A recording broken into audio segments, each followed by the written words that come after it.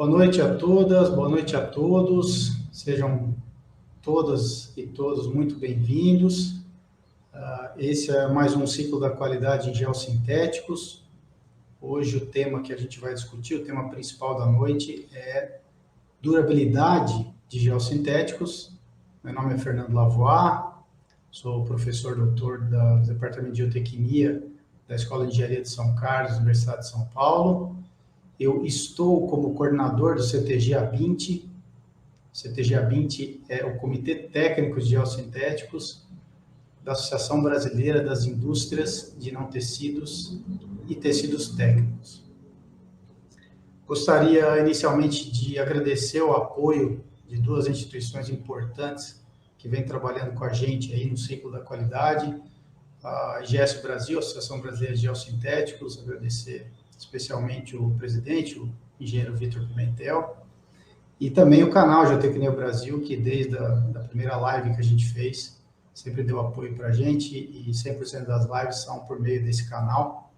Em especial, queria agradecer ao Thiago Souza e ao André Querelli pelo apoio que sempre nos têm dado.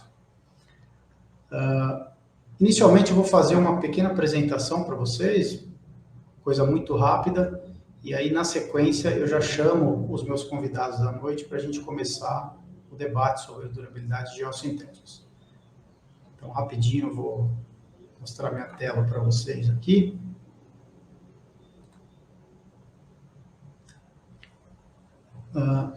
Uma das ações do ciclo da qualidade é o desenvolvimento de algumas cartilhas que o CTG A20 vem fazendo. Por enquanto, nós estamos com 4 cartilhas, já estamos finalizando a 5ª cartilha. A gente iniciou a elaboração e publicação dessas cartilhas em 2021, e isso está se estendendo ao longo dos anos. Basicamente, as cartilhas são documentos sintetizados sobre as normas brasileiras, de tal forma que a gente consiga divulgar e pulverizar o conhecimento das normas para o mercado, de uma forma um pouco com ilustração, uma forma bem resumida, os tópicos mais importantes da norma. As cartilhas nunca vão suplementar as normas, na verdade é só um resumo do que as normas pregam, né? Então, a ideia principal é conseguir popularizar o uso das normas. Gostaria de chamar a atenção para todos que o link aqui do nosso site, o geossintéticos.org.br, e aí tem uma abinha lá de literatura, as cartilhas estão lá disponíveis para serem baixadas e divulgadas. A gente criou aqui um ícone que representa os 5 pilares da qualidade, que a gente entende, a gente do CTG A20 entende como pilares ou atores importantes do nosso setor.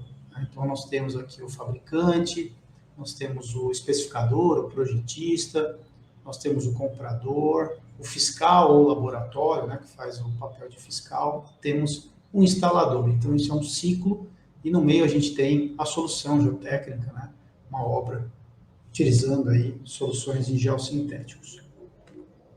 A primeira cartilha que foi lançada, ela é baseada na norma 10.320, a BNT-NBR ISO.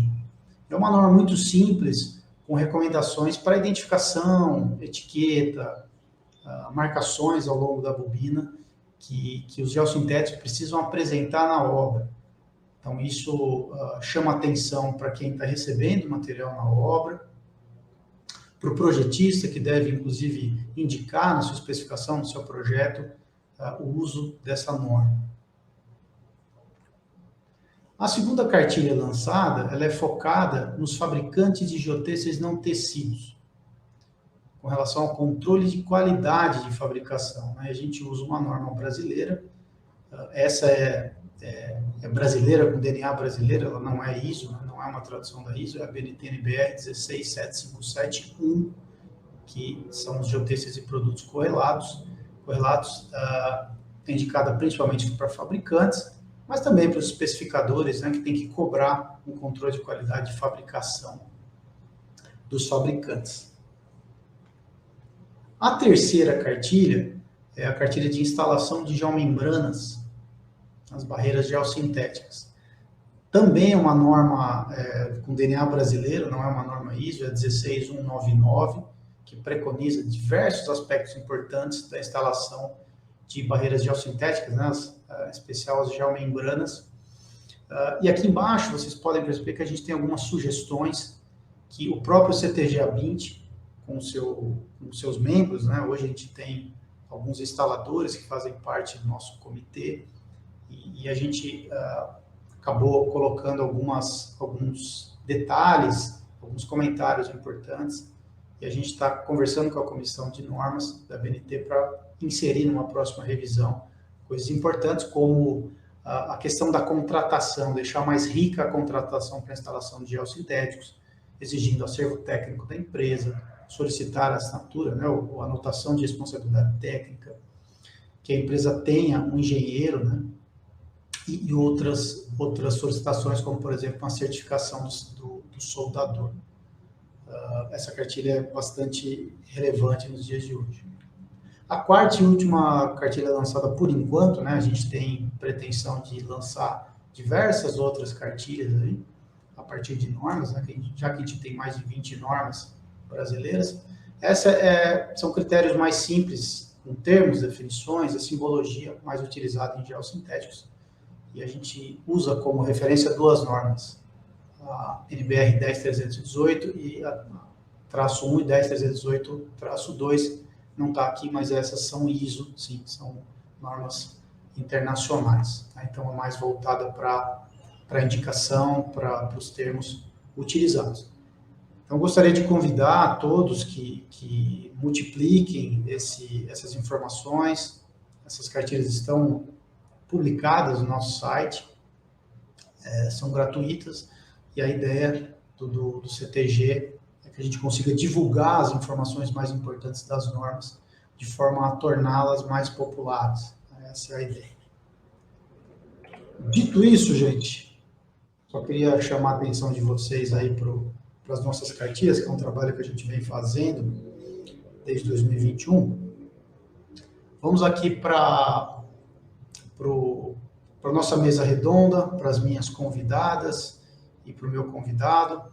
Vocês vão perceber que vão ter mais engenheiras do que engenheiros no nosso bate-papo. Isso é excelente, né? É muito fácil pensar numa engenheira da nossa área de alto nível. Eu pensei em 3 aqui, mas poderia ter pensado em diversas outras e fiz questão de convidá-las aqui para engrandecer o nosso bate-papo. Então, a primeira convidada é a engenheira Indiara Juni. Ela é mestre em geotecnia, tem uma experiência muito grande, né, na parte de fabricação, trabalhou por muitos anos em fabricantes e já há algum tempo trabalha numa outra, no que eu chamo outro pilar, que é o pilar do projetista, do especificador. Ela vem melhorando bastante o nosso mercado, exigindo mais dos fabricantes, exigindo mais dos instaladores, né? Então, uma engenheira que tem muita experiência em geossintéticos, mas atua como projetista geotécnica. A segunda convidada também é uma engenheira, todos aqui são engenheiros civis, né? É a professora doutora Natália Correia. Ela é professora da UFSCar, da Universidade Federal de São Carlos. Tem basicamente toda a sua carreira aí voltada para os geossintéticos, né? Trabalha na UFSCar e desenvolve pesquisas em geossintéticos, pesquisas em solos, pesquisas com concreto asfáltico, enfim, ela tem uma penetração muito grande aí, tanto na área de geotecnia quanto na área de transportes. A terceira convidada é também engenheira civil, a Samira Paranhos. Ela é mestre em geotecnia.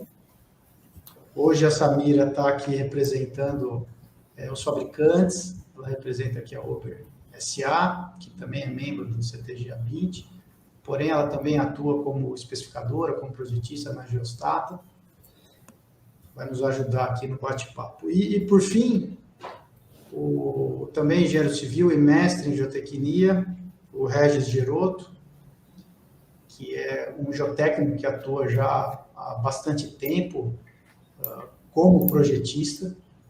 Então, o Regis teve a sua formação em geotecnia, em especial em geossintéticos, e vem atuando aí tanto na área de geotecnia como na área de transportes, como um projetista, um especificador, acaba também atuando como fiscalizador, né? Então, um comprador aí de projetos. Bom, acho que a mesa está posta, agradeço a presença de todos. Eu queria introduzir a conversa falando sobre o que a gente pensa sobre o ciclo da qualidade. Por que é um ciclo? A gente entende que no nosso mercado, para uma solução geotécnica, na qual o geossintético está inserido, mas ele é só parte, né, dessa solução, a gente tem 5 pilares. E eu queria inserir a durabilidade, né, nesse ciclo. Né? Como é que a durabilidade está inserida? Inicialmente, quando inicia-se uma concepção de projeto geotécnico, o projetista, que é o primeiro pilar, né, ele concebe a solução geotécnica, pensa nas condições de contorno e, em cima disso, ele faz uma especificação de um determinado geossintético ou de alguns geossintéticos que uma obra, tanto geotécnica quanto ambiental, quanto de transportes, pode necessitar. E aí vai para o segundo pilar, que para mim é sempre o pilar mais importante, que é o cliente, que é quem vai comprar o material. E aí esse cliente é representado pelo comprador, que é o segundo pilar. E esse comprador, ele vai no mercado em busca de produtos nos quais foram especificados pelo projetista. E aí ele encontra um determinado fabricante, que é o terceiro pilar desse ciclo. O fabricante, ele atende essa especificação ou, a gente vai conversar isso, pode até desenvolver um produto, né, com características bem peculiares para atender uma determinada obra. Lógico que essa obra tem que ser de grande porte para ser viável.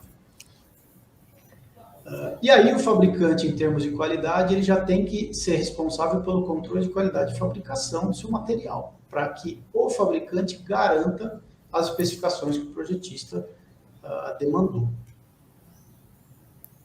O fabricante entregando esse produto, entra o quarto ator aí nesse ciclo, que é o fiscal.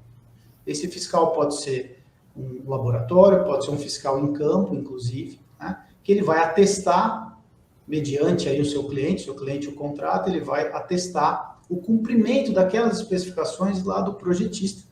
E agora não é mais um controle de qualidade de fabricação, e sim um controle de qualidade de fornecimento. Mas acaba sendo um atestar aquilo que foi especificado inicialmente. E se o fiscal, né, que é esse quarto pilar, atestar que o produto está conforme para atender as condições de contorno da solução geotécnica, entra o instalador, que é o quinto pilar.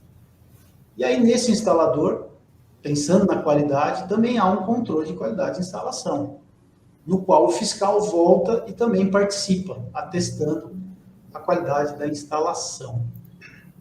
Bom, por que eu falei isso dos 5 pilares? No meio disso tudo, começa a obra. Houve a instalação, o produto foi bem instalado, todos os controles de qualidade foram atestados. E o desempenho do produto? Está faltando a gente começar a falar sobre o desempenho do produto, quando a obra finaliza, né? E a operação dessa obra, seja geotécnica, seja ambiental, seja de transportes, ela inicia. Nós temos na Comissão de Normas Brasileira um projeto de norma, que é a BNT-NBR ISO 13437. É uma tradução da ISO, e ela busca fazer avaliação de durabilidade. Então, como é que a gente vai garantir essa durabilidade? A gente tem que monitorar, pelo menos essa é a minha visão. E é isso que essa norma indica as formas que a gente tem para monitorar. Bom, mas aí pode vir uma pergunta, né? Quanto tempo tem que durar um geossintético? Se a gente for olhar referências, né, bibliográficas, os especialistas vão dizer que pode variar de 30 até 100 anos, ou pode ser mais que isso. Então, como é que a gente vai cuidar da durabilidade? Como é que a gente vai garantir o desempenho, a manutenção das propriedades mais importantes dos materiais, né, nas nossas obras?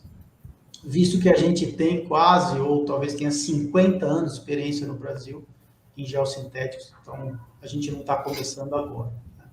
Eu queria abrir a roda de conversa, então, com a Indiara, que é a mais experiente aqui da turma, né?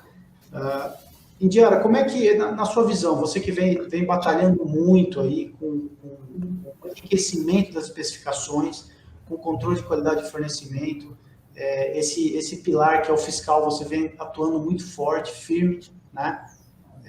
Como é que você vê essa questão da durabilidade dos materiais, de acordo com todos esses pilares que eu comentei? Então, a norma ISO que você mencionou, a 13437, ela diz que a durabilidade depende principalmente da concepção do projeto e da instalação dos geossintéticos. Essa mesma norma cita vários casos de obras de aplicação dos vários geossintéticos, né? E que a maioria das causas das falhas foram concepção de projeto não correta, escolha incorreta do geossintético e instalação incorreta ou não controlada, né? Falando mais assim da parte da geomembrana, né, que é a minha especialização, eu considero a durabilidade como se fosse uma laje de 4 pilares. E esses 4 pilares, um é o projeto, o segundo é a resina, o terceiro é a fabricação, né, o processo de fabricação, e o quarto é a instalação. Se um desses pilares ruir, a durabilidade não vai funcionar, o geossintético não vai ter durabilidade, né? Então, na concepção do projeto, né, o que poucos projetistas vislumbram é limitar as tensões de trabalho. A geomembrana especificada, ela deve ter baixas tensões de trabalho e altos fatores de segurança. Tanto é que a EPA, o órgão ambiental americano, ele recomenda que a tensão permissível de trabalho seja menor ou igual a 10% da tensão de escoamento mínima, né? Que isso leva a um fator de segurança de praticamente 10. Tá? E as resinas, por outro lado, né, tem uma variabilidade enorme de resinas de PAD no mercado, cada uma com propriedades e durabilidades diferentes. Né? O stress crack, a resistência ao stress crack, ou ao tenso fissuramento, né, é uma propriedade característica da resina e é uma propriedade determinante na durabilidade da geomembrana. Né? E por essa variabilidade da resina, o stress crack tem uma variação também muito grande de fabricante para fabricante, porque cada um usa uma resina diferente. Né? A eficácia também e a permanência dos antioxidantes são fatores determinantes da durabilidade de uma geomembrana. Né? Por isso que na fase de projeto seria importantíssimo avaliar as condições de operação da geomembrana e determinando a resistência química da geomembrana, das condições de operação, e determinar para saber qual é a perda real do stress crack e do OIT que vai ter que vai haver naquele empreendimento comparado ao inicial, né? Porque aí você consegue dar uma dimensionada na durabilidade, né? Do geossintético. Né? O processo de fabricação é outro, né? Tem os dois processos de fabricação, matriz plana e matriz balão. Os dois apresentam geomembranas, podem apresentar geomembranas com excelente qualidade, desde que o processo seja bem controlado. E os dois processos de fabricação geram tensões residuais, podem gerar tensões residuais, se não bem controlados, que vão ocasionar estresse crack, principalmente nas soldas. Né? E aí, por fim, a instalação. A superfície de apoio, o material de proteção da geomembrana, né? Evitar os trampolins que vão ocasionar tensão, deformação constante e vão levar, com certeza, ao stress crack no futuro, né? As ondas que a gente vê, daí as geomembranas todas onduladas na obra. Quando carregada a geomembrana, as ondas não se dissolvem e elas geram stress crack ao longo do tempo. Isso está comprovado por pesquisas, né? As soldas, se elas não são bem executadas, elas também geram stress crack. O Rowe tem pesquisas que ele detectou que a geomembrana adjacente à solda degrada 2 vezes mais rápido que o corpo da geomembrana no chorume. Quer dizer que outros lixiviados também pode acontecer a mesma coisa, né? Então, tem muito mais coisas para falar, não quero me alongar muito por causa dos outros colegas, né? A gente possa ir voltando. Material de proteção da geomembrana, esse é um assunto que eu quero voltar depois, que rodar um pouco, né? Geotêxtil de polipropileno deve ser usado. No mundo inteiro é usado geotêxtil de polipropileno, porque é o mais resistente quimicamente. E daí eu posso explicar por que o poliéster é perigoso para a proteção da geomembrana. Depois que rodar um pouco, a gente pode voltar nisso. Tá bom, obrigado, Indiara. Um aspecto bem importante que a gente está dando muito valor, né? O ano que vem a gente vai trabalhar duro nisso, é a questão da instalação. Ela tem um peso muito grande aí no desempenho do produto a longo prazo. Regis, queria colocar você na conversa. Você é um cara que já participou de projetos de grande porte, né? E você teve esse diferencial de... Inclusive, esse ponto que a Indiara comentou é o que eu estudei lá atrás no mestrado, né? Questão de camadas de proteção para a geomembrana e não vou dizer quanto tempo, mas uns aninhos atrás, eu e a Indiara, a gente falou muito sobre um projeto que a gente participou em conjunto. Então, foi um projeto que a gente conseguiu adotar novas tecnologias, GCL, a gente aplicou a geomembrana e essa questão da camada de proteção, acho que foi um dos primeiros, eu lembro que a Indiara falou, um dos primeiros que é um pouco mais conceitualmente, né, a questão de camada de proteção, mas desculpa interromper, Fernando, manda lá. Não, eu queria perguntar exatamente isso, você que já atuou em projetos de grande porte, né, esteve próximo ao cliente, ajudando a conceber a melhor solução, como conscientizar um cliente de uma necessidade de proteger melhor, por exemplo, um gel sintético, ou especificar um gel sintético um pouco mais robusto, pensando a longo prazo.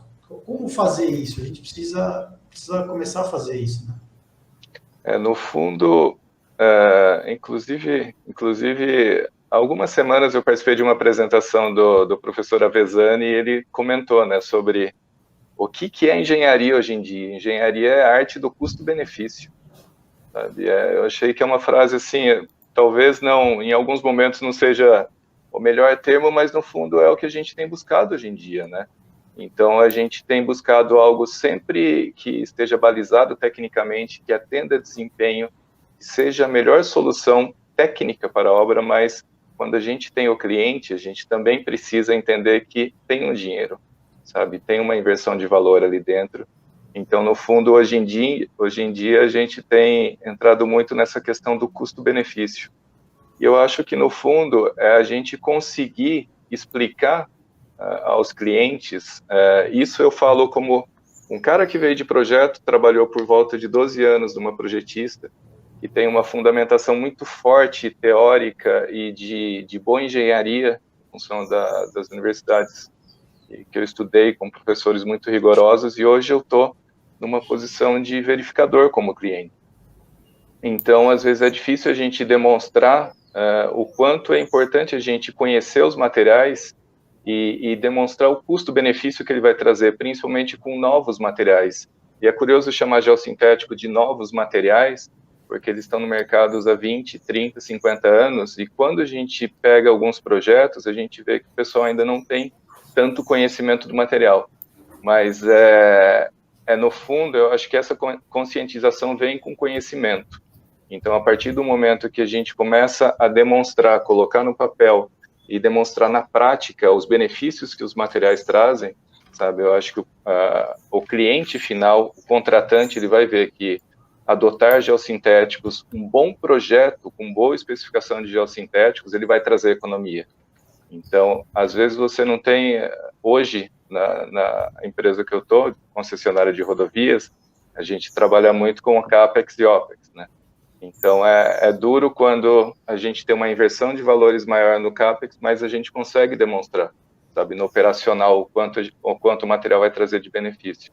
Mas isso é uma cultura que a gente ainda está trazendo, sabe, demonstrando com conhecimento, com obras, com aplicação, mas eu acho que o ponto principal é o conhecimento, sabe, as pessoas terem o entendimento do material para aplicação e o comportamento que ele vai ter a longo prazo.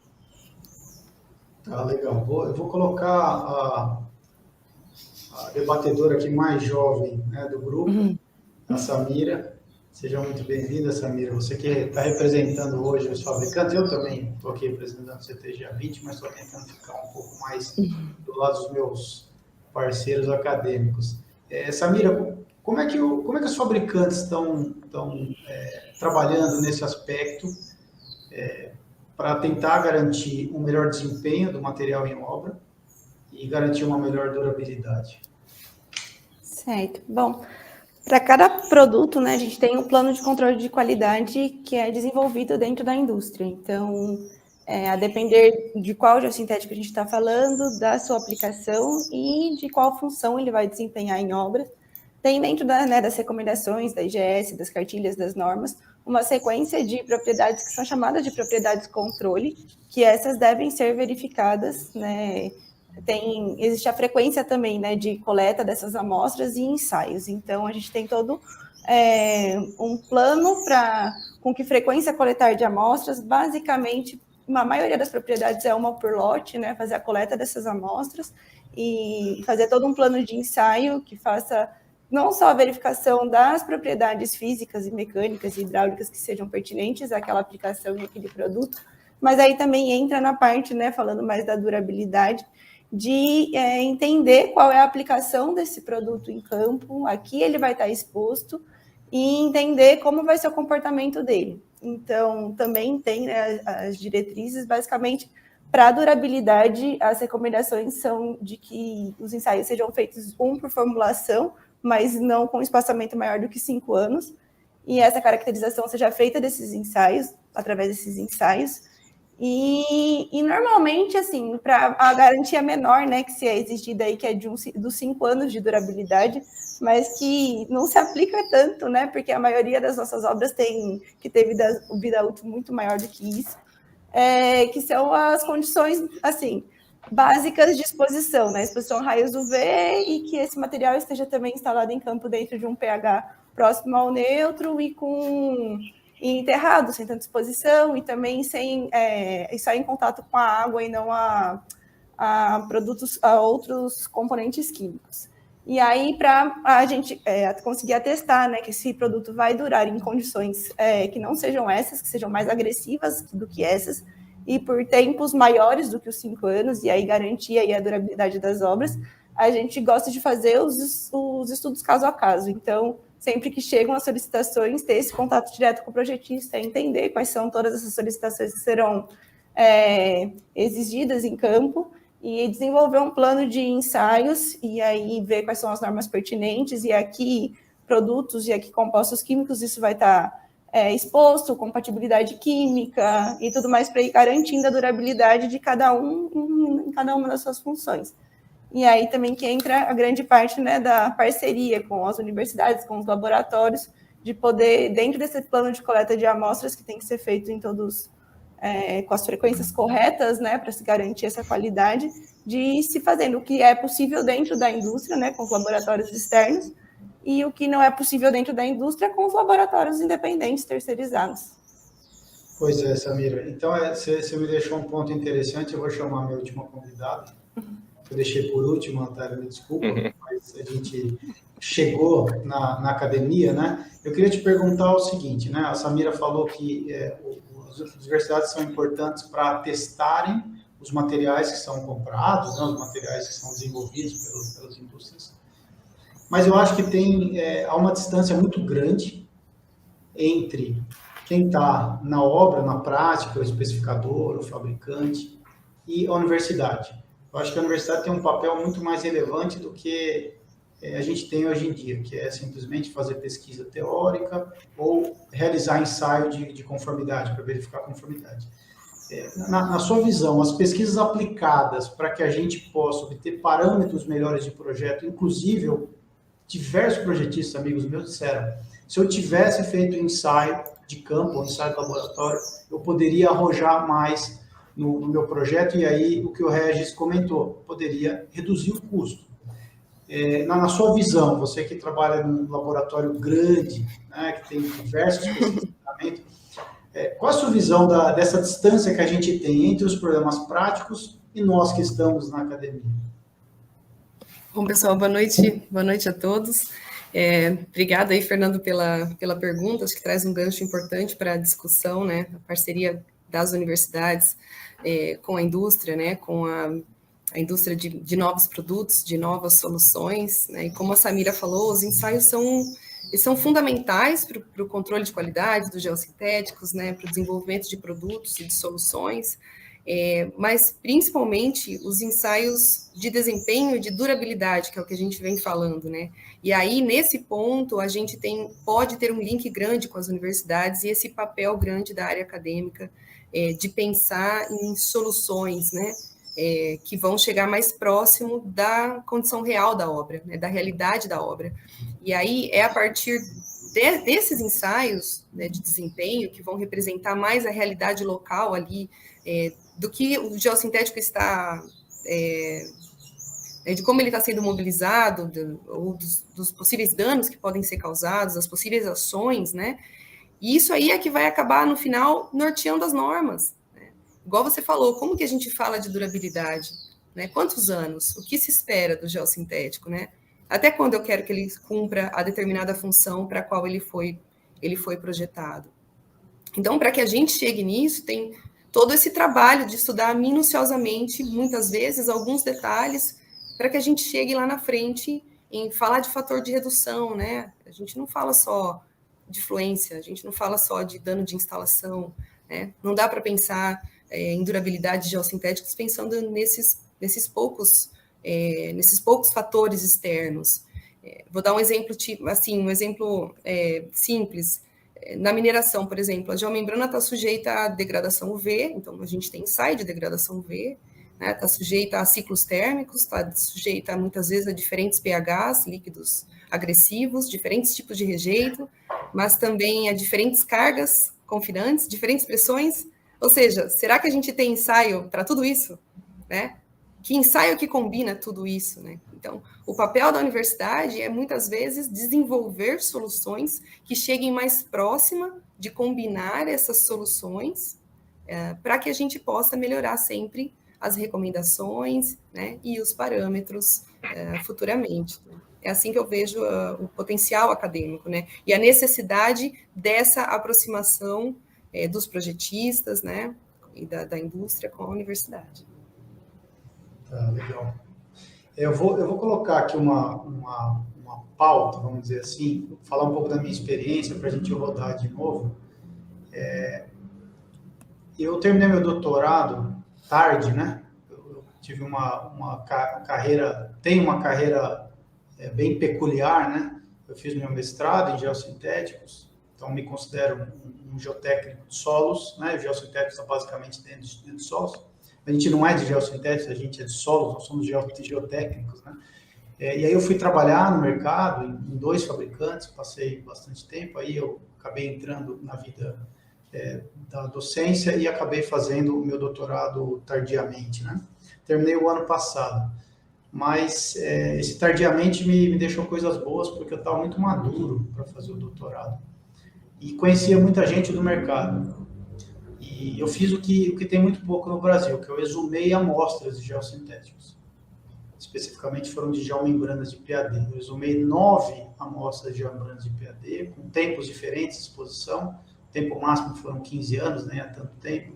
Exumei amostras com menos de 3 anos, em diversos tipos de obras, para diferentes tempos de exposição. Portanto, como a professora Natália falou, para diversos agentes, né, que podem potencializar uma possível degradação. E o que eu tive como resultado foram que grande parte dessas amostras já estavam com suas propriedades comprometidas. Né? Algumas dessas obras ainda estão com as geomembranas lá, portanto, a geomembrana ela não está mais atuando, ela não está mais funcionando como barreira. Né? Isso é um alerta, acho que a gente precisa pensar. A Indiara comentou sobre as resinas, a professora Natália comentou sobre os ensaios que a gente tem que fazer em campo, em laboratório. A Samira comentou sobre o controle, né? Que tipo de controle esse tipo de fabricante fez para eu detectar num trabalho acadêmico o fim da vida útil muito precoce, gente. Estou falando de geomembranas que ficaram 5 anos expostas, outras com menos de 3 anos expostas. Né? Não é possível que um cliente vá investir bastante, né, para ter um retorno tão pequeno desse. Bom, o que eu estou fazendo no meu pós-doutorado? Algumas dessas geomembranas eu consegui exumar também as soldas, um outro ponto que a Indiara comentou. Então, o meu pós-doutorado está sendo a investigação do comportamento dessas soldas, em diversos pontos delas, né, para verificar como é que elas estão. Em cima dessa informação que eu passo para vocês, o que a gente precisa atacar primeiro, Indiara? A gente precisa atacar firme no controle de qualidade de instalação, a gente precisa ter uma demanda mais firme de um tipo de resina específico, que eu entendo que ela rege realmente o comportamento do material como polímero, né, diante das exposições. Como é que você imagina esse crescimento da qualidade que vai impactar aí numa melhora da durabilidade? Então, começando pela resina, né? Que você está comentando da comprometimento já precoce dessas geomembranas instaladas, né? Eu vou citar 2 exemplos de resinas, aliás, dos antioxidantes, né? Por exemplo, o antioxidante Halls, as aminas, eles são desativados em presença de meio muito ácido. Então, pH menor que 3, eles desativam os Halls. Então, nesse caso, deve ser usado um Halls à base de metil, que à base de metil, ele resiste, ele dura, tem uma durabilidade boa, né, em ambientes muito ácidos. Um outro exemplo é de pHs altos, né, antioxidantes fenólicos, são degradados em ambientes de muito alcalinos, de pH alto. Né? Então, nesse caso, a resina ela tem que ser complementada com os Halls, com as aminas, para ela ter uma boa durabilidade. Então, veja só como é complexo. O fabricante, o projetista, o consultor tem que estar atento a esses detalhes, que é a concepção do projeto, né? Então, o projeto, ele tem que informar, tem que procurar os fabricantes, olha, eu tenho um ambiente extremamente ácido, que tipo de resina a gente poderia usar? Mas o que a gente vê hoje nos projetos é o pessoal especifica geomembrana de PAD, GM13 e acabou. Né? Então, é muito importante isso que você está falando, porque eu já tinha conhecimento disso há muito tempo. Né? Por exemplo, o stress crack, ele desenvolve primeiro, né, o tensofisuramento, nas áreas expostas das geomembranas, nas cristas e nos altos dos taludes, para qualquer tensão residual ou induzida, por causa do intemperismo, da oxidação que ocorre. Então, se a resina, o stress crack é uma característica da resina, não é de boa qualidade, então causa uma ruptura precoce, né? E a instalação é um problema do nosso Brasil, né? A gente precisa investir. Eu tenho batalhado nisso há muitos anos, procurado trabalhar na melhoria, já consegui alguns passos aí ao longo dos anos, mas é importantíssimo que o soldador saiba soldar, porque a solda mal feita, ela gera tensões residuais que eu já comentei, e ocasiona estresse crack. Não só da tensão da solda por termofusão, como da solda por extrusão. Então, instaladores, vocês precisam certificar seus soldadores no IAGE, porque uma acreditação IAGE garante que o soldador sabe soldar realmente, tá? uma geomembrana sem indução de tensões, né? E a parte de ondulação, que eu já falei, a parte de regularização da superfície de apoio, as protuberâncias, né, que ficam, e a georrede também, quando é usada como dreno testemunho, as pequenas deformações pela indentação, elas ocasionam estresse crack. Ocasiona estresse crack ao longo do tempo e redução do AIT. Então, tudo isso afeta a durabilidade. Né? Tem muita coisa para falar, mas vamos girando. Natália, a gente sempre fica, né, num bate-papo falando muito de geotexto, de geomembrana, e sempre me incomoda. Né? Eu também, a Indiara, especialista em geomembranas, eu também, mas fala-se muito pouco em geogrelhas. A impressão que eu tenho é que as geogrelhas são perfeitas e tudo funciona num mundo maravilhoso. E não é verdade. Não é verdade. Você tem bastante experiência utilizando geogrelhas ou geocompostos de reforço, algo do tipo, né? Que são as geogrelhas para as capas asfálticas. Fala um pouquinho para a gente, como é que o desempenho, como é que a durabilidade impacta nesse tipo de aplicação, que é uma aplicação mais do concreto bituminoso, né? Na aplicação de rodovias, muito pouco se fala. Você é uma das grandes, se não for a maior especialista brasileira nessa área. Conta um pouquinho para a gente com relação a desempenho e como é que a qualidade e a durabilidade se encontram aí para garantir um bom desempenho do material. Sim, Fernando. Bom, nesse caso é uma situação bem menos, digamos assim, bem menos drástica do que das geomembranas, né? As geomembranas acabam, que estão sujeitas a uma série de fatores externos ao mesmo tempo, principalmente a questão química, a questão, né, da agressividade dos líquidos e das pressões muito altas, que é bem diferente das condições dos pavimentos e das rodovias, né?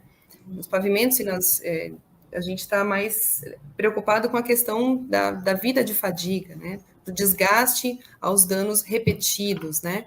Muitas vezes também relacionado a temperaturas, por exemplo, no asfalto, as geogrelhas ficam submetidas a temperaturas elevadas, né? Ciclos térmicos muito, muito amplos, às vezes temperaturas negativas, né? E no mesmo ano, altíssimas temperaturas. Então, eu já vi casos que a geogrelha vai de menos 10, menos 20 graus a 45 graus no mesmo ano. Até estava lá no Texas fazendo meu pós-doutorado e estávamos monitorando a temperatura de reforços que estão inseridos no pavimento real, né? No pavimento real. Então, a variação de temperatura ao longo do ano é muito grande, né? Não é o nosso caso tanto aqui no Brasil, talvez em alguns estados seja a variação um pouco maior, mas é isso, a nossa preocupação é mais, não é tanto com relação a danos, né, danos ambientais, assim, nesse sentido. Mas, de fato, é uma preocupação e a gente precisa estudar, sim, a questão de durabilidade dessas geogrelhas submetidas a cargas cíclicas. Né? Regis, falando um pouquinho do geotêxtil, então vamos falar um pouquinho, vamos voltar lá para o começo do geossintese no Brasil, 1970 e poucos, né? Um geotêxtil básico aí para aplicação de filtração. Você que está numa grande concessionária aí, o geotêxtil funciona bem como filtração se ele for bem especificado. Se ele não for bem especificado, ao longo da vida útil ele vai entupir. Uhum. Essa é uma certeza que a gente tem. Sim. Como é que você vê essa questão? Eu vejo que a gente tem duas certezas. Os geotêxteis vão colmatar e as geomembranas vão perfurar. Infelizmente, são duas certezas que a gente tem. Em algum momento da vida, esses dois materiais não vão funcionar, e é por isso que a gente precisa ter um bom entendimento do material. Eu acho que tudo que a gente tem falado, e até ouvindo a Indiara, a Natália, a Samira, até você, assim, vocês me conhecem, sabem que eu já ia ter interrompido várias vezes para perguntar, questionar e comentar. Mas eu acho que o que acontece volta até um pouquinho na questão do entendimento, né, do material. Então, é curioso que antes a gente até estava conversando em algum momento sobre essa questão do entendimento das propriedades do material, como a Indiara bem colocou, das geomembranas. Tem geomembranas que não funcionam bem, sabe, pela questão do tipo de resina, em função do contato com o tipo de material. A Natália estava comentando das geogrelhas. Tem geogrelhas que não funcionam bem em função da temperatura. E a Samira deve ser uma especialista em geotêxteis, né? Que acho que os primeiros que eu estudei lá atrás eram da Ober. Então, é curioso que houve uma invasão, eu vou usar o termo, acho que invasão mesmo, de geotêxteis no mercado, quando teve esse boom de geossintéticos. E aí qualquer empresa de tecelagem vendia geotêxtil. E não é bem assim. A gente precisa de geotêxteis bem fabricados, certificados e com suas propriedades muito bem reconhecidas, sabe? Então, é curioso que, em função dessa invasão, a gente tinha muito uma referência de gramatura de geotêxtil lá atrás. E vamos falar a verdade, para filtração, a gramatura não importa muito. E depois da gramatura, para a gente tentar focar no mercado em bons produtos, a gente teve resistência à tração do geotêxtil. E para filtração também não é só a propriedade principal.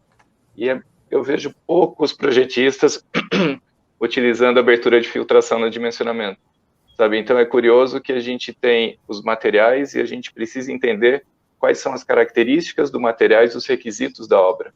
Então, quando a gente fala de um geotêxtil atuando como elemento filtro, a propriedade essencial é a abertura de filtração, permissividade e permeabilidade. E a gente precisa saber que materiais a gente também está em contato, sabe? É curioso, tudo acaba vindo gancho, né? Porque a gente pode ter um geotêxtil somente em contato com areia, mas eu posso ter um geotêxtil envelopando brita de grande diâmetro. Então, meu geotêxtil também vai ter que resistir ao funcionamento, vai ter que resistir ao rasgo. Então, tudo isso, a projetista, ela tem que ter um entendimento. E depois disso, a obra também tem que respeitar. Sabe, é curioso isso que eu vejo alguns projetos com uma boa especificação e chega na hora da obra, sai tudo diferente. Sabe, eu não tenho esse material, vou usar outro material de jazida. A gente sabe que a gente tem britas arredondadas e britas muito anguladas. Então, a questão do dimensionamento ao funcionamento, ao rasgo, é diferente. A gente tem aquela questão do pH, como a Natália comentou também, variação térmica. Sabe, eu fiz o projeto de uma obra que a gente tinha todas as especificações do material de jazida e, de repente, um muro em solo reforçado e, de repente, o material de jazida não estava atendendo o CBR, não estava atendendo deformação e foi necessário fazer uma melhoria do material com solo cal. O solo cal já muda totalmente o pH, já mudaria toda a condição da geomembrana, da geogrelha, desculpa. Então, a gente precisa ter um entendimento das propriedades que realmente o geossintético vai estar desempenhando e também dos materiais que a gente vai ter em contato. Então, é importante que a gente tenha todo esse conjunto de informações para desenvolver um bom projeto, para desenvolver um bom roteiro de obra, para comprar um bom material, sabe, e depois lá na frente a gente exigir o desempenho adequado. Então, é um conjunto de fatores de projeto, especificação, certificação, execução, digo, instalação em obra, para que a gente garanta que a obra tenha desempenho adequado, mas eu digo isso dizendo que para desempenhar bem, tem que entender as propriedades do material e aonde a gente vai inserir ele em obra. Pois é, esse é um ponto importante que eu vejo os projetistas ainda sofrendo com isso, pelo seguinte, o geossintético ele não funciona sozinho. Ele está dentro de uma estrutura geotécnica. A interface desse geossintético, em geral, com o solo, é muito importante. Então, um dimensionamento de um elemento filtrante, se você tiver uma curva granulométrica desse solo, você resolve, você faz o dimensionamento. Né? Se a gente for falar em geomembranas, o atrito de interface é importante. As geogrelhas, idem, esse atrito de interface, arrancamento, né? São pontos importantes. Eu vejo que a gente acaba olhando só o geossintético e, na verdade, ele não trabalha sozinho, ele vai estar confinado em geral, ou pelo menos embaixo ou em cima vai ter alguma coisa, né? Em geral, embaixo e em cima, a gente está falando de elementos de proteção. E como é que esse elemento vai funcionar, né? Até fazer um adendo, desculpa, que a gente tem que fazer rodar as conversas, mas fazer um adendo que a gente estava comentando dos fatores de redução, que o projetista ele tem que entender a diferença de fatores de redução e fator de segurança, que a gente vai aplicar na obra. O fator de redução é muito interessante a gente pensar como a resistência disponível do material a longo prazo. Então, é pensar que a longo prazo meu material ele vai estar zerado, não vai ter o fator de redução que às vezes a gente adota de 1,5, 2, pode ser que em 60 anos esse fator de redução, o fator ele esteja zerado, né? E é curioso isso que no bate-papo que a gente teve, eu até comentei que está me, assim, não sei se incomodando é o termo, mas eu acho incrível como os fatores de redução de danos de instalação estão sendo mínimos, sabe? Eu vejo assim, as indicações de 1,05, sendo que o pessoal estende um geossintético, lança com um trator a brita em cima, circula em cima, ou seja, a gente condiciona um fator de redução a uma realidade que não é nossa, às vezes de uma realidade de uma obra europeia, às vezes de uma realidade do laboratório, que eles entendem o comportamento do contato, mas assim, essa peculiaridade da obra ninguém vê. Até com a Endiar, eu lembro da gente já ter acompanhado soldas, a gente vê algumas soldas assim, o pessoal demonstrando como se faz a solda, nossa, uma maravilha, tudo bonitinho, a geomembrana limpa. Vai ver quantas geomembranas o pessoal consegue fazer a solda sem areia em cima, sem sujeira, sabe? E a gente precisa da superfície limpa para garantir a solda. Então, eu acho que essa questão de redução dos fatores, de redução dos materiais, a gente tem que olhar com um pouquinho de cuidado para a gente garantir boas obras. Então, o cuidado na instalação, o cuidado na boa especificação no controle, eu acho que é importante para a gente ter essa garantia.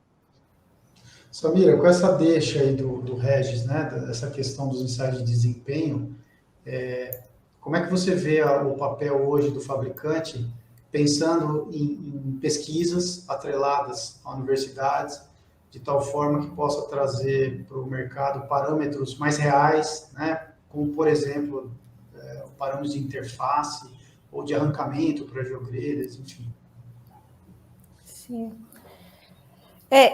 É um papel fundamental, na verdade, né? A gente precisa que essa interface seja, assim, seja cada vez mais intercalado esses dois mundos, né? A indústria e a universidade. Eu não posso falar pelas outras indústrias que eu não conheço, mas da onde eu venho, né? Da indústria em que eu trabalho, a gente pensa muito nisso, né? E se esforça para que, mesmo tendo uma linha vasta de produtos, sempre tenha os produtos em contato com a universidade e fomentando isso, né?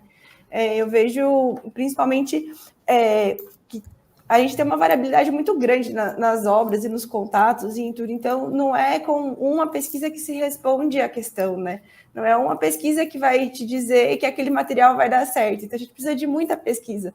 E aí é sempre isso, de estar disposto a mandar a amostra, de esperar essa troca com as universidades e também de financiar, né, de patrocinar essas pesquisas para que a gente consiga ir cobrindo, né? E eu acho assim que, por mais que a gente cubra, sempre vai ter uma brecha. Então, sempre vai ter um ensaio a ser feito, uma compatibilidade para ser verificada, uma nova coisa para se descobrir, né? Isso sempre tem. Mas é fundamental, né? A gente tem o que é básico, a cartilha que tem que ser seguida, mas a intenção, acho que é que essa cartilha sempre seja incrementada, né? Que quanto mais respostas a gente vai obtendo, a gente abra mais perguntas e coloque mais pontos para serem respondidos e incorporados, né? Acho que esse é o grande sonho de todo mundo que trabalha com geossintéticos, né? Cada vez dar um passo a mais, né? Falar, não, agora a gente consegue responder mais uma pergunta, então vamos lá. Tem uma palavra muito em moda, né? Que é inovação. A indústria tem que fazer inovação. Isso que a gente está falando não deixa de ser inovação. Você estudar uma propriedade de um material, um geossintético, aplicado uma condição brasileira, uma condição de clima tropical, por exemplo, você está inovando, você está criando novos parâmetros, você está entendendo melhor o produto, né? E aí eu entro no outro aspecto que eu queria conversar com a professora Natália, né? Porque ela comanda um laboratório no Brasil, um laboratório de ponta, e eu estou aqui do outro lado, também responsável pelo laboratório de solos aqui da ESC, mas ajudei a criar um laboratório de geossintéese na Mauá, que foi onde eu lecionei por 10 anos. Natália, como equacionar? Porque se a indústria não investe em inovação, o básico é fazer ensaio e análise, é o básico, né? Esse é o básico, não é nem o mais caro, é o básico. Se o fabricante não investe como deveria investir, como ter mais laboratórios e laboratórios melhores, né? Eu sou um cara que eu sempre, nada contra a América do Norte, mas nada a favor também. Eu sempre achei um absurdo a gente pegar o nosso geossintético e mandar para a América do Norte. O que eles têm a mais que a gente? Né? Nós somos brasileiros, pô. Né? Eu fiz questão de ajudar a criar um laboratório que tem uma acreditação que é do mesmo nível de qualquer laboratório do mundo. Né? Mas a gente precisa ter mais laboratórios, precisa ter laboratórios melhores, mais bem equipados. Como equacionar isso? Pois é, Fernanda, até quando a gente vai ser colônia, né? Essa é a pergunta. Até quando a gente vai achar que temos algum grau de inferioridade nesse sentido? Então, assim, é claro que enquanto a empresa não desenvolver mais, ela vai comprar mais, ela vai gastar mais, né? E o cliente vai pagar mais caro pelo produto, pela solução, né? E todo mundo no Brasil vai pagar mais caro sempre por tudo. Então, eu falo assim que o Brasil tem um tamanho hoje, né, um potencial de uso de geossintéticos muito maior do que os Estados Unidos, né, com as mineradoras, com a necessidade de obras de transporte que a gente tem. A gente tem um potencial enorme de ter muitos laboratórios no Brasil, né? Não só o laboratório da Mauá, o laboratório da ESC, o laboratório da UFSCar, os laboratórios das empresas que estão aí, né? Vários laboratórios já credenciados internacionalmente, ou seja, precisa de mais o quê? Né? Quantos selos a gente precisa para mostrar que a gente tem potencial? Então, é claro que a gente tem potencial e a gente tem espaço para muito laboratório, para muita gente, né? Mas precisa, né, que a indústria olhe para o potencial nacional também, né? E aqui os projetistas acreditem nos laboratórios, no potencial que a gente tem de empregar pessoas com qualidade. A universidade gera muita gente, muita mão de obra qualificada que está aí disposta a trabalhar nos laboratórios, a fazer controle de qualidade, a contribuir com soluções, né? Mas precisa ter esse olhar para o nacional, né? Não vamos ficar mandando dinheiro, mandando amostra e mandando tudo sempre para os Estados Unidos se a gente tem esse potencial. Eu acho, assim, a minha opinião, que as universidades não vão resolver o problema. Eu acho que o papel da universidade não é esse, né? Como eu falei, eu acredito mais em soluções, né, para resolver problemas, ensaios de desempenho, ensaios, né, que simulem condições. Eu acho que a universidade tem esse potencial acadêmico mais forte do que a prestação de serviços, né? Mas a prestação de serviços existe, pode ser feita também pela universidade. Mas vejo, Fernando, o potencial para muitos laboratórios, né? Quantos laboratórios credenciados tem nos Estados Unidos? 10? Né? Quantos nós temos aqui? Né? Onde é que estão? Né? Precisa fazer, sim, precisa ter. Indiara, acho que um ponto importante, né, nessa discussão aí de demanda, oferta e demanda, são as obras de grande porte e, sobremaneira, as obras de mineração. Você trabalha muito para as obras de mineração, né, especificando, trabalhando como fiscal. Como é que você viu ao longo, vamos pegar aqui os últimos 10, 15 anos, essa demanda, principalmente das obras de mineração, ela tem aumentado, essa demanda técnica de ensaios, de desenvolvimento de novos produtos, ao entendimento de novos parâmetros? Em parte, eu diria em parte. Tem algumas mineradoras estão primando pela melhoria do controle de qualidade da instalação. Tá? Então, elas têm contratado empresas fiscalizadoras para fazer o CQA, né, o controle da instalação, o asseguramento da qualidade da instalação, né? mas são poucas, Fernando. A maioria compra pelo menor preço. Há muitas obras de grande porte de mineração com geomembrana de 1 milímetro, que é a pior para soldar, é a que dá mais danos de instalação, é geomembrana de 1 milímetro.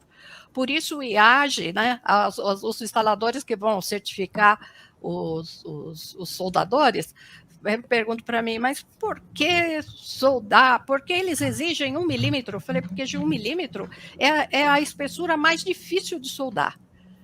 Só um instalador muito bom, ele vai conseguir fazer sem tensões residuais, sem queimar a solda e conseguir uma boa resistência, né? Então,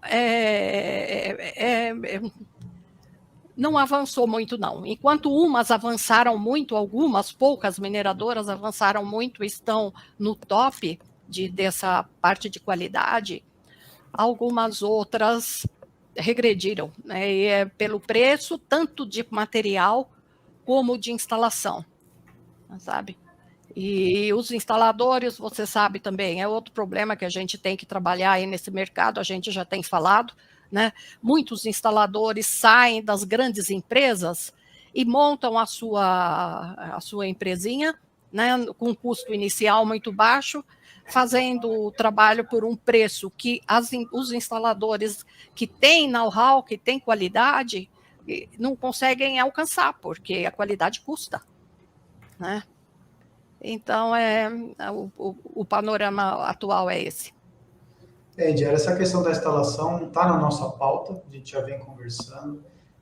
Já digo aqui a todos os ouvintes, aqui, as pessoas que estão nos assistindo, que a gente está programando um primeiro curso para o ano que vem, do CTG A20, um curso para soldadores, fazer algo que a Indiara e o Júlio TRI já fizeram, né, em 2 anos que passaram, e a gente quer dar apoio para eles.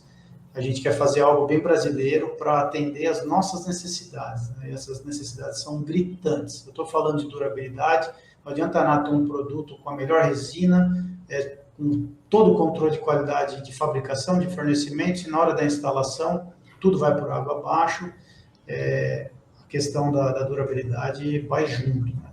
Então, isso é algo que... Por falar em durabilidade, posso falar mais um pouquinho? A questão da garantia da geomembrana, né? Muitos projetistas pedem, principalmente para mineração, garantia aí de 25, 30, 40 anos. Mas é importante que os projetistas saibam e que também coloquem essa ressalva, que a garantia não depende só do produto geomembrana. Ela depende da concepção do projeto, depende da instalação, das tensões geradas durante a operação do empreendimento, né? Então, isso é um outro fator muito importante, porque o que a gente vê, as mineradoras, principalmente pedem, a gente quer uma garantia de 30 anos para a geomembrana, para o fabricante. Mas e o resto? Entendeu? Então, essa é uma questão que deve ser também melhor compreendida, principalmente a nível de projeto.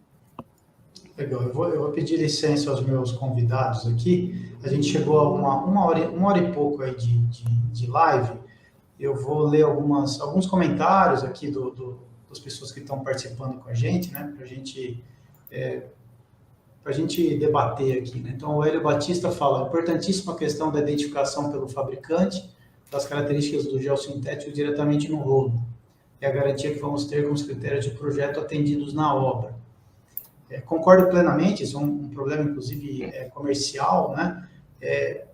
Samira, como estamos enquanto fabricantes? Estamos atendendo essas normas básicas para que a gente consiga sanar esses problemas bem comerciais mesmo, né? Bem comerciais, que podem gerar também no momento de instalação, podem gerar erros grosseiros, como você trocar uma bobina por outra, né? Por uma identificação ruim. Como é que a gente está enquanto fabricante? Para tudo na vida a gente tem os dois mundos, né? A gente tem as empresas que trabalham bem e temos as empresas também que não. Tem, né, seguindo as recomendações dentro dos o plano de controle de qualidade, isso era uma das coisas que é para ser verificada, né? A gravação dos produtos, a etiqueta, o local correto para colocar a etiqueta, a quantidade de etiquetas, a identificação, tudo que deve constar de informações para que isso possa ser checado quando chega na obra, e as recomendações de transporte, de estocagem, de descarregamento, para que tudo isso seja cumprido. Mas, infelizmente, a gente ainda continua tendo algumas realidades de um mercado paralelo, né? De uma compra de um produto, que se compra, às vezes até mesmo se compra daquele fabricante o produto certo, e aí a pessoa troca a etiqueta, dá um jeito de revender aquilo do gato pela lebre, um produto que fala que tem aquela qualidade não tem, uma identificação que deveria acontecer e não acontece. Então, assim, é uma luta constante para tentar que isso seja o padrão, né? No trabalho que a gente faz dentro de manter uma qualidade, sim, isso é feito, mas infelizmente a gente sabe que acabam acontecendo alguns desvios. Legal. Aqui o Laerte Maroni, que é o nosso conselheiro lá do CTG-A20, nosso colega lá, estava falando em Diara, não podemos esquecer da operação do sistema que usa o gel sintético e até eventuais manutenções. Isso pode realmente é um problema, né? Principalmente as lagoas que tem que sofrer manutenções periódicas, tem que se ter um cuidado para esse tipo de operação, né, Diara? Eu estava lendo aqui, Fernando, desculpe, eu estava lendo o chat. Não, o Laerte comentou que a gente não pode esquecer das operações que demandam também manutenções periódicas. A gente tem que prever essas manutenções para evitar danos, né, nos sistemas, né? Sim, com certeza. Com certeza. Essas manutenções, elas têm que ser previstas no projeto, né? Porque principalmente para a proteção da geomembrana, né? No caso de geomembranas, né? A proteção mecânica da geomembrana, porque se não tiver, as manutenções vão gerar danos na geomembrana. Sim, com certeza. A professora Maria das Graças Gardoni, que é do IGS Brasil também, é colega da Natália lá no IGS Brasil, fala que as amostras, hoje a gente tem resultados de ensaios de durabilidade com geomembranas de PAD com 7 anos, temos amostras exumadas em barragens, pavimentos, com até 20 anos de vida útil. Você, professora Maria das Graças, é uma das poucas, né, que são referências para mim em termos de exumação. Você fez trabalhos belíssimos aí nas barragens de Rejeito de Minas Gerais, e eu sempre referencio os seus trabalhos para os meus trabalhos, né, mas ainda somos muito poucos, né, a gente não tem a cultura do desempenho, de medir o desempenho, né, Natália? A gente não tem essa cultura, né? Como implantar essa cultura para o cliente, né? Difícil. Fernando, é difícil mesmo, é difícil, mas essas discussões, né, iniciativas como essa que vocês estão trazendo aí para o meio técnico, só vem a contribuir, né, principalmente as iniciativas assim, né, de trazer para o mesmo grupo, para a mesma discussão, o projetista, o pessoal da indústria, da instalação, o cliente, a área acadêmica, né, e fazendo assim, né, acho que a gente vai conseguir mostrar para as pessoas, né, a importância de ensaiar, né, do controle de qualidade, de pensar na durabilidade, né, e no desempenho dos geossintéticos aí nas obras. Com certeza.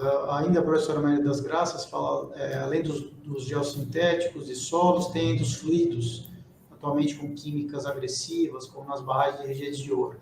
Professora, a minha visão disso, quando a gente vai ter um contato de um geossintético com um material muito agressivo quimicamente, acho que a gente teria que atacar por dois lados, né? Um é tentar fazer ensaios acelerados em laboratório e também fazer o trabalho em campo. Eu acho que teria que fazer esses dois trabalhos, mas para isso a gente precisa ter tempo, precisa ter planejamento para poder conseguir um material com melhor desempenho, né?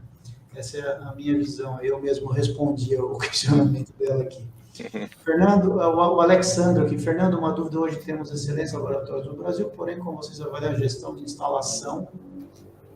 Exatamente, já comentei, né? A Diara também já comentou, tanto é que a gente está muito ligado nisso, em fazer um curso ano que vem, e tomara que a gente consiga ter uma acreditação daqui a alguns anos, CTG-A20, para a gente credenciar os soldadores. Bom, tem mais outras perguntas aqui. Gente, eu agradeço bastante aí os comentários de vocês. Eu também não quero me alongar muito, se deixar aqui. Se o pessoal da Geotecnia Brasil deixar aqui, a gente fica até 10 horas da noite aqui, né? Porque tem muito assunto. Mas a gente tem que terminar. Pois não, Indiara. Será que eu teria 2 minutinhos para explicar um assunto que eu acho importantíssimo, que é sobre o geotexto de poliéster? Por que ele não deve ser usado para proteção de geomembrana em obras de proteção ambiental? É rapidinho, daria? Lógico, fica bom. Então, o poliéster, ele sofre ataque em meios muito alcalinos, a maioria das pessoas sabem, né? pH maior que 9. Mas esse ataque de pH maior que 9 é um ataque externo, é uma corrosão que acontece na geogrelha ou no geotexto. Tá? E agora, tem também a hidrólise, né? A hidrólise que acontece. Tem também a hidrólise interna do poliéster. E essa hidrólise, interna, ela ocorre em qualquer em qualquer pH. Tá? Em ambientes de solo úmido, ambiente de soluções aquosas e de solo úmido. Tá? E é um processo lento. É um processo que vai igual ao stress crack, né? Com a tensão constante, demora, chega uma hora rompe. E a mesma coisa o poliéster. E tem mais um detalhe, o Brasil, todos os fabricantes de poliéster usam poliéster reciclado. Né? E a ISO de durabilidade, a 13434, diz que para a hidrólise ser minorada, deve ser usado um poliéster de alto peso molecular, com uma viscosidade intrínseca alta. Né? Então, é isso no poliéster virgem. Agora, você imagina um poliéster reciclado que nós temos no mercado brasileiro. Né? Então, essa explicação que eu gostaria, porque eu vivo debatendo, principalmente aterros sanitários, meus clientes e mineradoras, que dizem, mas o poliéster é tão mais barato, vamos comprar o poliéster, é muita quantidade que a gente vai comprar. A gente não interessa, o que interessa é a durabilidade a longo prazo, que vocês vão ter, a proteção efetiva que vocês vão ter. Esse dinheiro vai ser bem empregado, porque pode evitar um passivo ambiental muito grande lá na frente. Entendeu? Então, era isso que eu gostaria de falar. Muito obrigada. Só fazer um comentário ainda em cima do que a Indiara fez. O polipropileno ainda tem uma outra questão que na minha pesquisa a gente identificou. Poliéster e polipropileno de mesma gramatura, o polipropileno tem um desempenho melhor. E daí até foi um fato que me estranhou na época, assim, estranhou no sentido porque não são equivalentes, né? Mas eu lembro de uma conversa com o Vinícius Benjamin e a gente estava avaliando essas diferenças de comportamento. O polipropileno, além dessa questão do tipo de fibra, tipo de material e tudo mais, ele tem uma densidade menor, então resulta em materiais mais espessos. Então, uma maior espessura também resulta numa condição de proteção melhor, sabe, no contato com esses materiais. E é curioso isso que lá atrás, quando eu comecei a discutir com a Indiara essa questão das proteções, a gente via muito aterro, a geomembrana sendo protegida com solo. E essa questão do solo era terrível, porque era o solo de escavação, então tinha toco de árvore, tinha brita, tinha de tudo. E o pessoal simplesmente espalhava e colocava todo esse material inadequado em cima da geomembrana, recebendo a maior pressão. Então é bacana ver que depois de um tempinho assim, está sendo mais difundido o uso de geotexto como camada de proteção. E sabe, e além desse avanço do uso de geotexto, a questão do gradiente hidráulico que a gente comentava muito, sabe, a questão de maior área para disposição de resíduos, hoje a gente já está um passo a mais de vendo o tipo de polímero nesse geotexto de proteção. Então, e tem que ser geotexto espesso. Não adianta ser um geotexto de 540 gramas, como usam os americanos, porque não tem proteção alguma. Tem que ser no mínimo 1.200 gramas, como encontrou a Carla em pesquisa de doutorado aí na USP, né?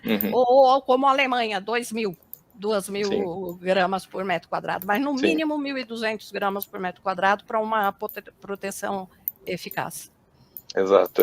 Foi o que a gente chegou na conclusão do trabalho, que quanto maior a espessura, a gente trabalha com gramatura, mas a gente trabalha com uma espessura para reduzir a questão de concentração de tensões, ele vai ter um desempenho bem melhor.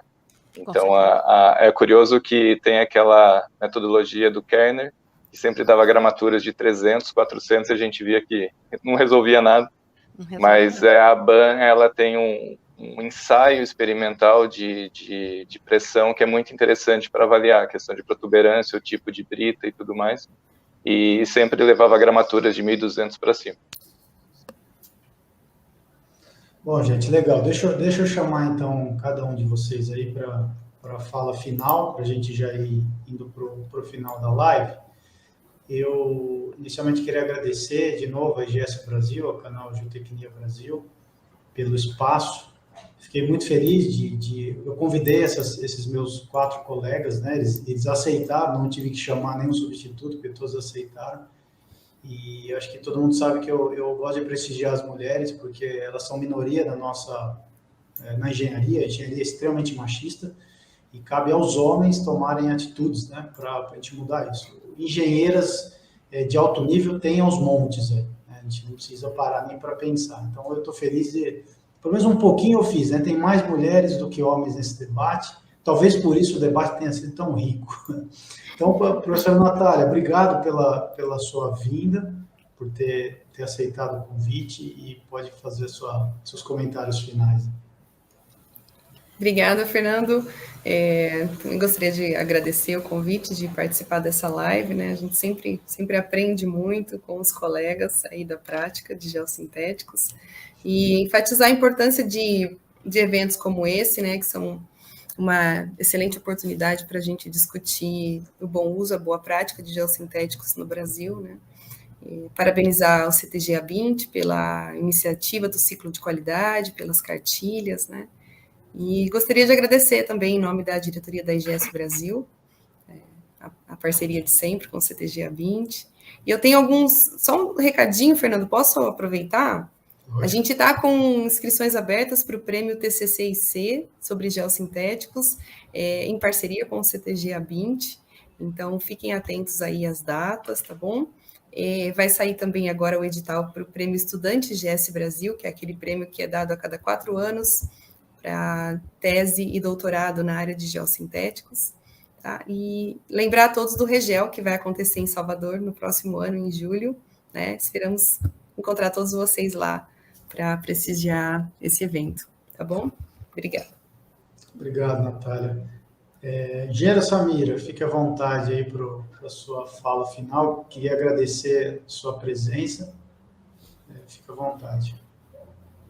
Só queria agradecer a oportunidade de poder participar do debate.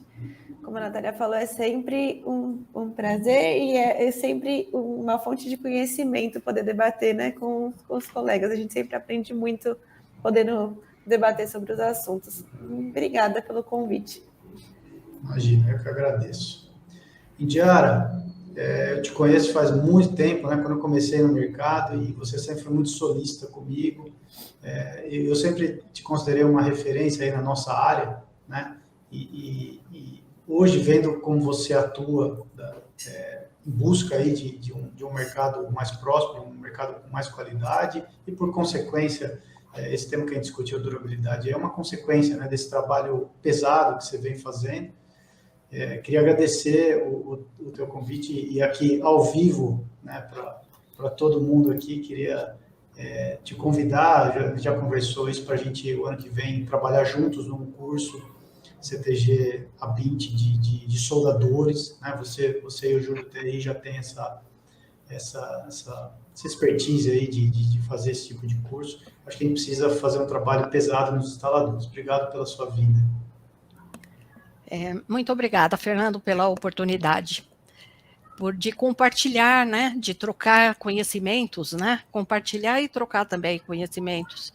Isso é muito importante para nós, profissionais, e para o mercado, né, porque a gente, embora eu tenha muito tempo aí de gancho, né, de mercado, a gente tem que estar sempre estudando, lendo as pesquisas que surgem, e tem que contar isso para o pessoal, né, para o mercado, para os projetistas, e mesmo discutir entre a gente, porque às vezes o nosso entendimento não pode pode diferir do colega, e uma discussão ajuda a gente a crescer mais, né?